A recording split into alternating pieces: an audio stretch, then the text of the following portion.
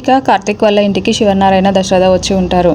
ఇంకా కాంచన అలా కోపంగా ఉండడం చూసి ఏమైందమ్మా అని శివనారాయణ అడుగుతూ ఉంటే, ఈ దీప తన బిడ్డని వదులుకోవాలని అనుకుంటుంది నాన్న అని కాంచన చెప్తూ ఉంటే, ఇంకా శ్రీధర్ అమ్మ దీప నిన్ను కార్తిక్ భార్యగా, ఈ కోడలుగా నేను చాలా రోజుల వరకు యాక్సెప్ట్ చేయలేదమ్మా. నిన్ను దూరమే పెట్టాను. నీ గురించి నేను చాలా తప్పుగా అనుకున్నాను. కానీ నువ్వు ఎప్పుడైతే కార్తిక్ బిడ్డని కడుపులో మోస్తున్నావని తెలిసిందో అప్పుడే నీ విలువ నాకు తెలిసిందమ్మా. అప్పటి నుండే నిన్ను ఆ కోడలుగా అంగీకరించడం మొదలుపెట్టాను. కానీ నువ్వు ఇలా చేస్తున్నావేంటమ్మా అని శ్రీధర్ అడుగుతూ ఉంటాడు.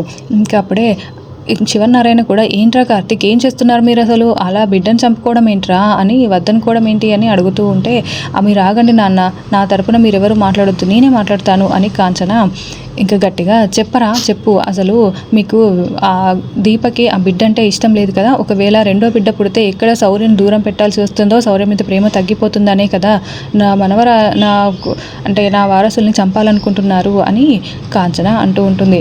ఇంకా అలా గట్టిగా నిలదీస్తూ ఉంటే, ఒక్క నిమిషం అమ్మా, నేను ఒక మాట చెప్తాను, నేను అడిగేదానికి సమాధానం చెప్పమ్మా, ఆ తర్వాత నేను నీకు ఎందుకు ఇలా చేస్తున్నామో చెప్తాము అని కార్తిక్ అంటాడు. ఏంట్రా అది అని కాంచన అంటూ ఉంటే, ఇంకా తల్లి ప్రాణాలు ముఖ్యమా, కడుపులో ఉన్న బిడ్డ ప్రాణాలు ముఖ్యమా అంటే నువ్వు ఏది ముఖ్యమని చెప్తావమ్మా, చెప్పు అని కార్తిక్ నిలదీస్తూ ఉంటే, కాంచన చాలా సీరియస్గా, షాకింగ్గా చూస్తూ అలా ఆలోచిస్తూ ఉంటుంది.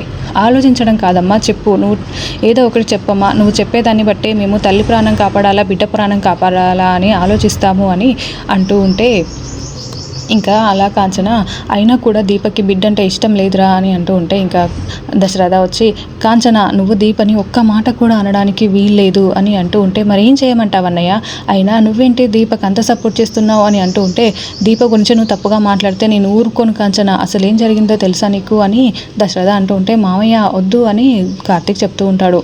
ఇంకా నువ్వు ఆగరా కార్తిక్, ఈరోజు నిజం అందరికీ తెలియాల్సిందే అని దశరథ అంటూ ఉంటాడు. మరోవైపు కార్తిక్ దీప ఇద్దరు, అయ్యో మామయ్య నిజం చెప్పేస్తాడో ఏమో అని కార్తిక్ దీపకి చెప్తూ టెన్షన్ పడుతూ ఉంటాడు.